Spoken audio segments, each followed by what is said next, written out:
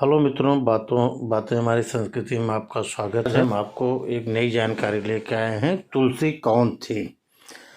तो तुलसी पूर्व जन्म में एक वृंदा थी।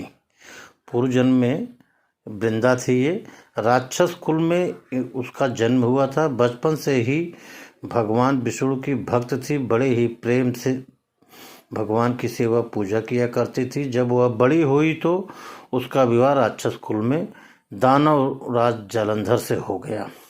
जलंधर समुद्र से उत्पन्न हुआ था। वृंदा बड़ी ही पतिव्रता स्त्री थी, सदा अपने पति की सेवा किया करती थी। एक बार देवताओं और दानवों में युद्ध हुआ। जब जलंधर युद्ध स्तर पर जाने लगा तो वृंदा ने कहा कि स्वामी, आप युद्ध पर जा रहे हैं। आप जब तक युद्ध में रहोगे मैं पूजा में बैठकर आपकी जीत के लिए अनुष्ठान करूंगी, और जब तक आप वापस नहीं आ जाते मैं अपना संकल्प नहीं छोड़ूंगी। जलंधर तो युद्ध में चले गए और वृंदा व्रत का संकल्प लेकर पूजा में बैठ गई। उनके व्रत के प्रभाव से देवता भी जलंधर को न जीत सके। सारे देवता जब हारने लगे तो विष्णु जी के पास गए। सब ने भगवान से प्रार्थना की तो भगवान कहने लगे कि वृंदा मेरी परम भक्त है, मैं उसके साथ छल नहीं कर सकता। फिर देवता बोले, भगवान दूसरा कोई उपाय भी तो नहीं है, अब आप ही हमारी मदद कर सकते हैं। भगवान ने जलंधर का ही रूप रखा और वृंदा के महल में पहुंच गए।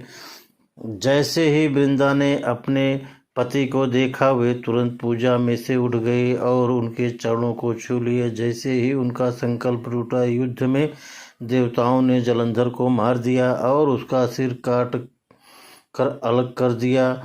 उनका सिर वृंदा के महल में गिरा। जब वृंदा ने देखा कि मेरे पति का सिर तो कटा पड़ा है, तो फिर ये जो मेरे सामने खड़े ये कौन है? उन्होंने पूछा, आप कौन हो जिसका स्पर्श मैंने किया? तब भगवान अपने रूप में आ गए, पर वे कुछ न बोल सके। वृंदा सारी बात समझ गई। उन्होंने भगवान को श्राप दे दिया, आप पत्थर के हो जाओ, और भगवान तुरंत पत्थर के हो गए।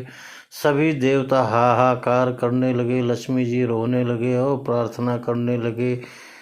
अब वृंदा जी ने भगवान को वापस वैसा ही कर तब वृंदा जी ने भगवान को वापस वैसा ही कर दिया और अपने पति का सिर लेकर वे सती हो गई।